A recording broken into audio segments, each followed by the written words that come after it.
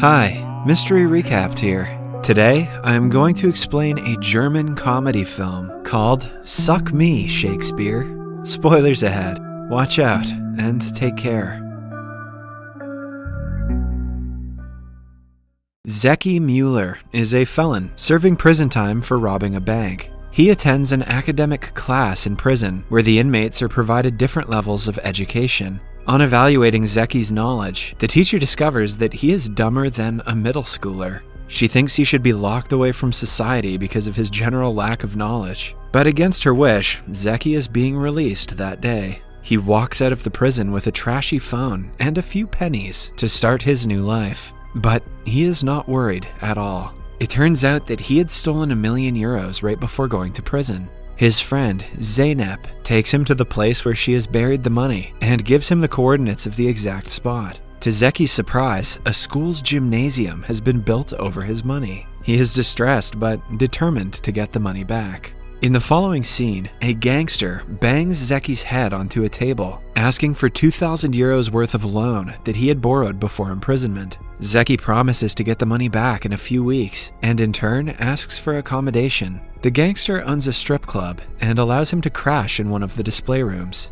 That night, Zeki decides to get a job as a janitor in the school. That way, he can gain access to the gymnasium and can build a tunnel up to his money. The following day, he goes to the school for an interview and bumps into a teacher named Lisi. She has a cheerful personality, a trait that her students either love or hate. Zeki goes to the principal's office and sees a bunch of people waiting for a job interview. Although they are overly dressed for a janitor, Zeki doesn't think much of it. To get rid of the competition, he breaks the fire alarm, making everyone run away. When the principal comes outside, he tells her a student broke it, accidentally. Zeki soon finds out that the principal thinks he is there to apply for the job of a substitute teacher. He tries explaining otherwise, but she doesn't give him a chance. When Zeki finds out that the teachers get a spare key to the gym and a salary of €2,000, he cannot let the opportunity go.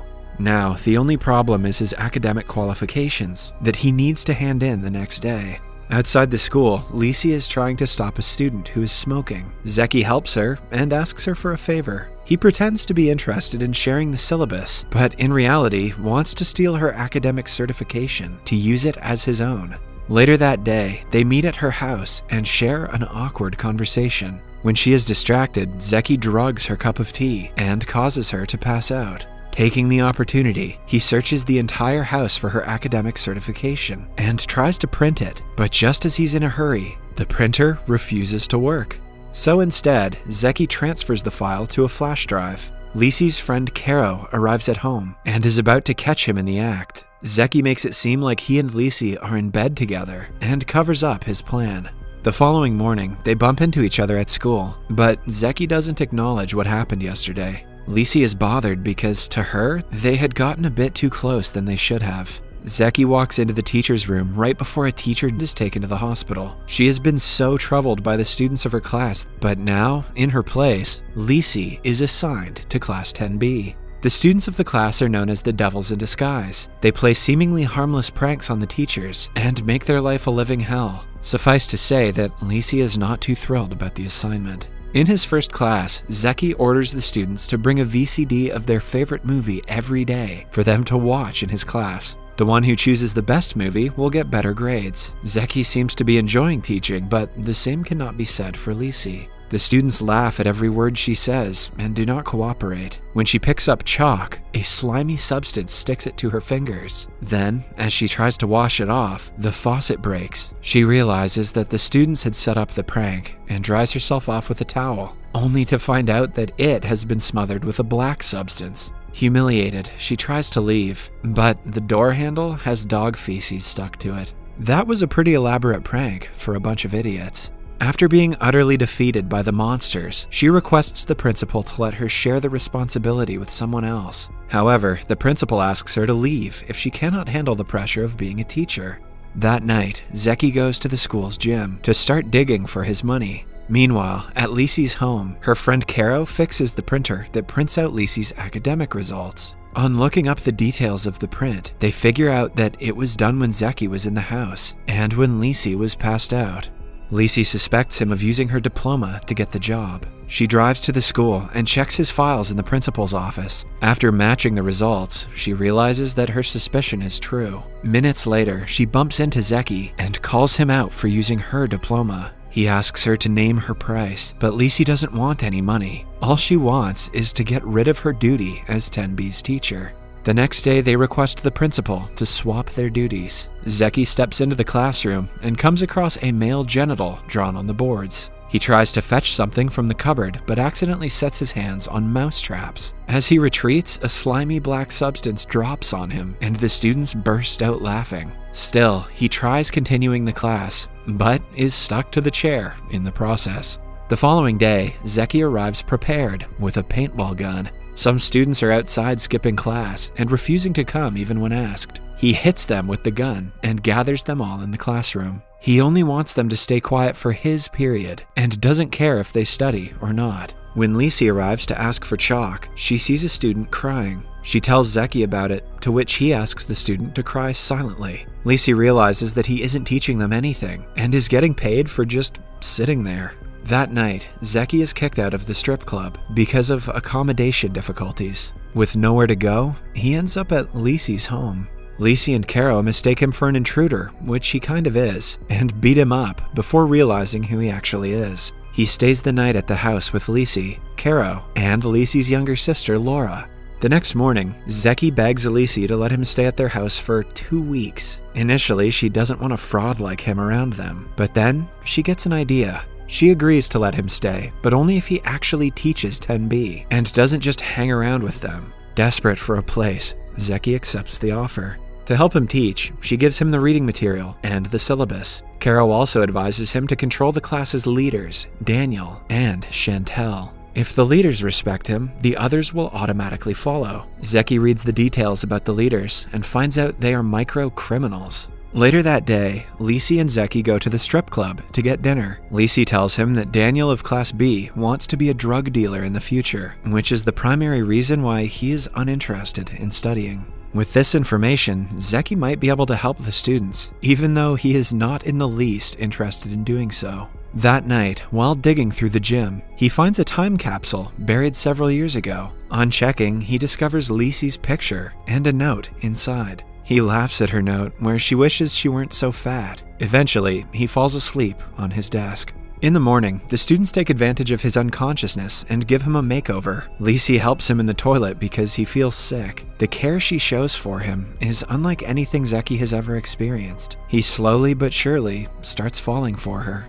The following day, Zeki takes Class 10B on an educational tour of a drug dealer's house. Daniel witnesses what the life of an actual criminal looks like and decides to take a different career path. Zeki advises the students join Lisi's theater class if they do not want to end up like the dealer. They do as told and audition for a Romeo and Juliet play. Daniel auditions for the role of Romeo and does great. However, Zeki thinks the drama is too boring. He and the students collectively rewrite the play and make a modern and entertaining version. A few more weeks go by in a similar fashion. Zeki continues digging the tunnel through the gymnasium. He and Lisi get along well, and the students have started to study instead of creating trouble all the time. One day, the teacher's ratings given by the students are released on the internet. Lisi is disappointed because she doesn't get selected for any category. To most of the teachers, it's just a silly game, but since Lisi wants her students to like her, she feels extremely down. To make her feel better, Zeki takes her and the students to a station where they vandalize a train.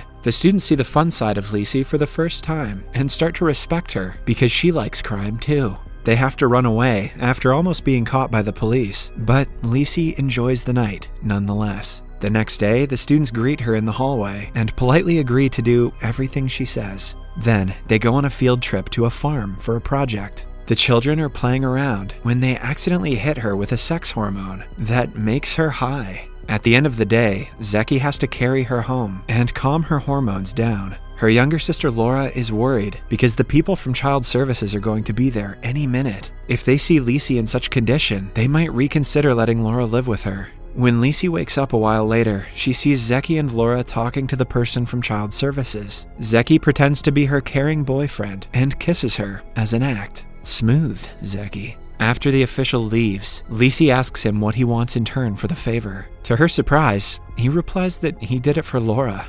That evening, Zeki finally finds the money that he had been looking for. He goes through a roller coaster of emotions and starts crying tears of happiness. He then goes to the strip club and pays off his debts. When asked where he wants to go now, Zeki claims he has started to like his new life. On the day of the modern Romeo and Juliet play, everyone is nervous. But at the end of the day, the play is a hit and gets second place in the competition. The students are overjoyed because this is the first thing they did as a group that was successful. The following day at gym class, a student performs a high jump and accidentally reveals the tunnel under the gymnasium. While Lisi goes down to check, she overhears Zeki on the other side talking to someone on the phone. He reveals everything about his true intentions for coming to the school. Lisi feels betrayed and used by him. She also learns about his past as a criminal and threatens to call the police if he does not leave his job and her home immediately. With no way to convince her otherwise, Zeki agrees to go away. The next day is the big test that the students have been preparing for a long time. Before it starts, they bring out different pictures and stare at them. On being asked, they reveal that Zeki had advised them to bring a picture of what they loved the most to keep them motivated. A student informs Lisi that Zeki's motivation photo is in his drawer. Curious, she checks it and finds a picture of herself that he had found in the time capsule. Just then, Zeynep arrives with a letter that Zeki left for Lisi. The letter says that he is sorry for breaking her trust. He also explains that he had decided to start a new life as a teacher, even after getting the money. Zeynep adds that Zeki is on his way to rob a bank with a bad influence. If Lisi doesn't stop him, he might enter the crime world again. Lisi immediately tries calling him, but the call goes straight to voicemail. She gets an idea to use a science project to communicate with him. With the help of the students, the plan works, but Zeki's crime partner breaks the project. At last, Zeki realizes he wants to continue living his life as a teacher and ditches the plan. Following that, he goes home with a gift for Lisi and asks her to be his prom date. She opens the box and finds a beautiful dress inside. They meet at the end of the stairs and kiss. At school, the principal cries while checking 10B's test papers. The progress they have shown is exemplary, and all credit goes to Zeki. She wants him to stay as a permanent teacher, but Zeki comes clean and tells her he isn't qualified. The principal doesn't seem to care. She forges a high school diploma for him and allows him to stay. Not sure what the moral is on that one. At last, the couple joins everyone at the prom and enjoys it. Subscribe for more videos like this, turn on notifications, and leave a like to help the channel out. Thank you for watching.